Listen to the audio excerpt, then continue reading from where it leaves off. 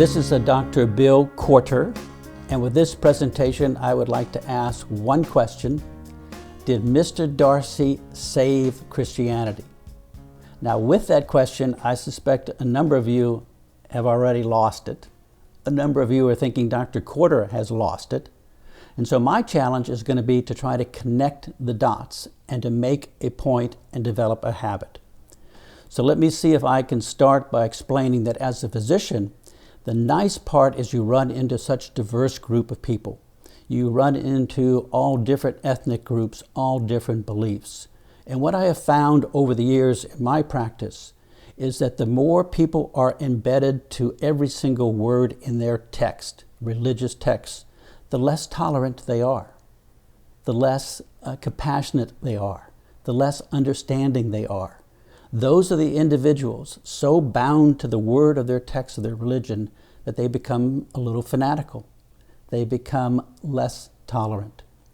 And so I wanted to explain and to try to clarify religion in terms of what's God-made and what's man-made, and for us to be able to back away from the material that's man-made.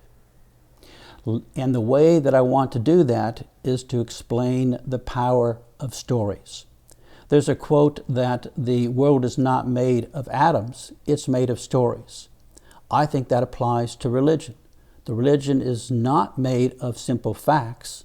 A lot of facts are true, but it's made of stories. Stories are what take one of those 730 religions and turn them into a great major religion. It's the power of the story. So what makes a great story? It's the W diagram. Now, I don't know how many of you know the W diagram, but you can find it in any classic book. You'll find it in your favorite movie. You'll find it in any great story. And let me explain. A W diagram is where a character moves from point A to point B. But you don't move in a straight line because that would be boring. What happens to a character in any great story is you start at point A and you have undeserved misfortune and jeopardy. And that character drops and suffers and slides down that first leg of the W diagram. You then have that character at the bottom begin to go back up, begin to recover, begin to rebuild, begin to overcome obstacles, and it hits a midpoint where you think, yes, this person is going to go from A to B. But that midpoint, the rug is pulled. You get the second leg of the W diagram, and the person drops and suffers and goes through pain and misery, etc., and hits another low point. It's called by writers the point of no return. And then what happens is that last leg of the W, you have the person rise back up. You have the person overcome obstacles, overcome challenges, and reach the goal, which is point B. So the person has indeed moved in a W diagram shape. The stronger the W of the diagram, the better the W diagram, the better the story. Let me give you two examples. They're going to be markedly different, but very similar. One is Pride and Prejudice, and two is going to be the life of Jesus Christ. Take Pride and Prejudice, written by Jane Austen. It's a classic love story. Mr. Darcy and Elizabeth Bennet. In the beginning, and again you're moving from A to B, in the beginning they meet, dislike each other. It's a downstroke. A number of events happen where they grow further and further apart with more and more disgust for each of them. You hit a point where the level of distaste for each of them reaches where they separate. They go different directions geographically. But fate brings them back together bit by bit, and they reconnect at the midpoint of the book. And at the midpoint of the book, Darcy, who has fallen in love, can't help himself, proposes. And Elizabeth Bennet responds that the answer is no. I mean, he could be the last man in the whole world, she wouldn't marry him. And so it's a downstroke, that second leg of the W diagram, where Mr. Darcy's hope is all lost. Things go bad for Mr. Darcy. They go bad for Elizabeth Bennet. Both of them really suffer and drop further and further down to a point It looks like a point of no return. There's no possible chance the two of them would ever reconnect. But then on that last leg of the W diagram, things change. Mr. Darcy takes new actions.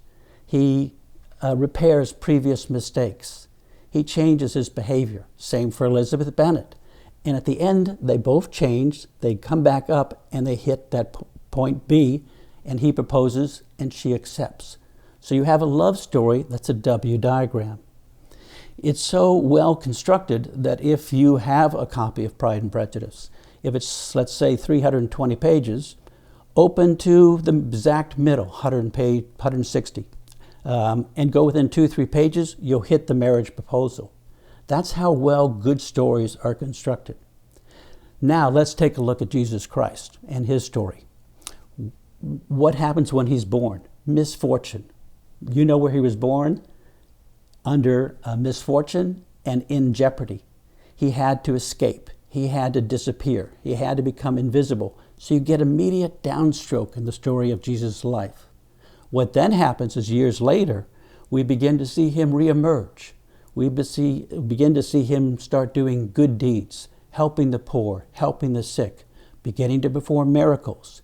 And he reaches a point at the top and the midpoint where all of a sudden he really has become this special person with special powers, special gifts. And at that point it looks like, wow, he's come to save the world. And then suddenly he's arrested. He is tried and tortured and crucified. That's the downstroke of the second W, second leg of the W. And at the bottom, he's killed. He's dead. He's put in a cave. That is the point of no return. You cannot have a worse drop on the W diagram. But then what next happens, 3 days after his death, he rises from the dead and sits at the right hand of God. So think of that W diagram. A drop, a rise, a huge drop, and another rise. It's the best W diagram in religion. It's one of the best W diagrams in any story. So what's my point? My point is that we know the life of Buddha, who was born 500 years before Jesus Christ, in great detail. We know what happened to him in his childhood for Buddha. We know what happened to him in his adolescence, 20s, 30s, etc. Look at what we know about Jesus Christ. We only know bits and pieces. There are huge holes in the life of Jesus Christ. Now that doesn't diminish the man. That doesn't diminish what he did for the world.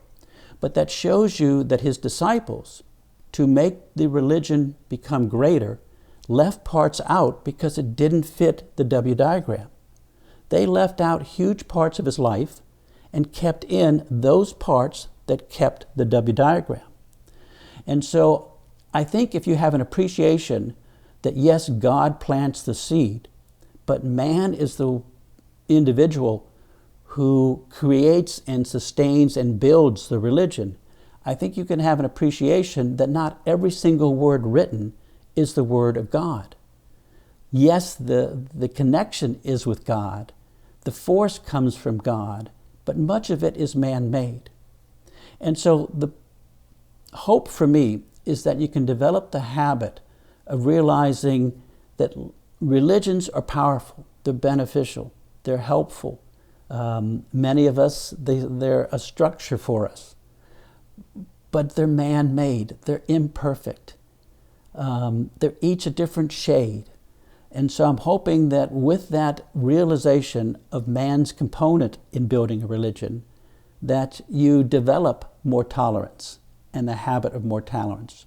At least develop the habit of knowing the difference between what's God made and what's man made, and to accept that with anything from man comes some toxicity, comes some things that are not accurate, some things that are fabricated, some things that are not necessarily true.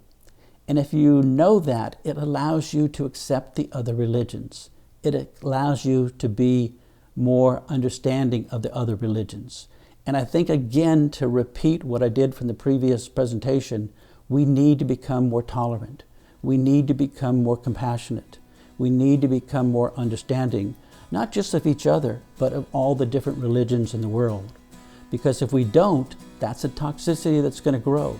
That's a cancer that's going to grow. We need to stop it. And we can only stop it by doing it one by one, individual by individual. So thank you very much for listening. I hope you consider what I am recommending. I hope you can make it part of your life. I hope it can become a habit. Thank you, and I appreciate your time.